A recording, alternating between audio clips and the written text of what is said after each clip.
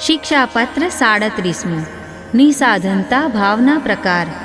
મારામાં શુદ્ધ ભાવ નથી, સર્વાત્મ ભાવ નથી, દીનતા નથી, શ્રી મહાપ્રભુજીની આજ્ઞાનું પાલન કરવામાં તત્પરતા નથી, વિશ્વાસ નથી, પ્રભુમાં પરમ આદર નથી, સત્સંગ નથી, સેવા નથી, નિવેદનની સતત સ્મૃતિ નથી, આશ્રય નથી, વિવેક નથી, ધૈર્ય નથી, શરણ સ્થિતિ નથી, હૃદયમાં શ્રી કૃષ્ણના મહાત્મ્યની સ્ફૂર્તિ નથી, પ્રભુમાં કોઈ ઠેકાણે સ્નેહ નથી, તો પછી આસક્તિ અને વ્યસનાદિકની વાત તો ખરેખર દુર્લભ છે.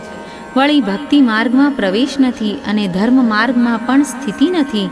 દેશાદિ પણ શુદ્ધ ભાવવાળા નથી. કાલદોષથી વૈદિક ધર્મ પણ બનતો નથી. ધંધા રોજગાર છોડાતા નથી અને ધંધો રોજગાર કરતાં હરિમાં મન લાગતું નથી. વળી સેવા અર્થે જરૂરનો ત્યાગ નથી. તો પછી સ્વતંત્ર ત્યાગ એટલે સેવા પૂરતો જ નહીં, પણ સર્વાંશે સર્વલૌકિકના ત્યાગની તો વાત જ છે. શ્રી કૃષ્ણના વિરહની સ્ફૂર્તિ નથી. વાણીને દ્રષ્ટિનો સંયમ નથી. અભક્તોમાં ઉદાસીન વૃત્તિ નથી. ગૃહાદિકમાં અનાશક્તિ નથી. તેમાંથી મન છૂટ્યું નથી. અહંકારાદિનો અભાવ નથી. સ્વધર્મનો પરિગ્રહ નથી. વળી અન્ય ધર્મમાંથી નિવૃત્તિ નથી. આવી રીતે હું દોષોના ભંડાર રૂપ છું અને સદ્ગુણોથી રહિત છું.